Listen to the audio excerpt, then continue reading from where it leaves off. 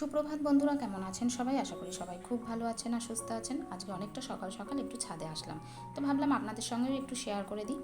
ঘরের অনেকটা কাজকর্ম সেরে পুজোও দিয়ে দিলাম। আমার না সকাল সকাল একটু পুজো দিতে পারলে যেন মনে হয় খুব ভালো লাগলো, মানে মনের দিক থেকে বেশ ভালো লাগে।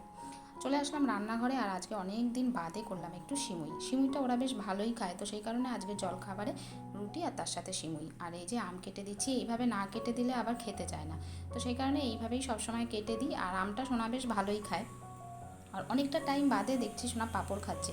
আর আমি ওকে বলে দিলাম যে এইভাবে খা, দেখবি খুব ভালো লাগবে, মানে মজাটাই অন্যরকম। আর আমিও সাথে খেয়ে নিলাম। আর কিছুক্ষণের জন্য মনে হলো যেন ছোটোবেলায় আমিও নিজেও পৌঁছে গেছি।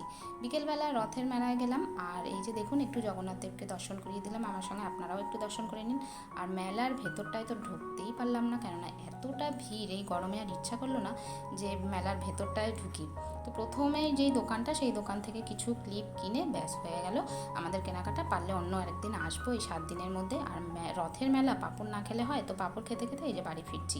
রথের মেলা থেকে ফেরার পথে এই সব খাবার নিয়ে আসলাম। এই সব খাবার তো এখনকার বাচ্চাদের জীবন, মানে কি বলবো। আর বললো যে জিলেপি, বাদাম ভাজা ওই সব পরের দিন খাবো, আগে এইগুলো খেয়ে নিই। তো ওদের সাথে আমিও এখন একটু এই পিৎজা আর বার্গার খেয়ে নেবো। তো চলুন আজকের এই মিনি ব্লগটা এইখানেই শেষ করছি। কেমন লাগলো অবশ্যই জানাবেন, যদি ভালো লাগলে প্লিজ একটা লাইক, একটা কমেন্ট করে দেবেন। আজকের মতো এই পর্যন্ত, ধন্যবাদ।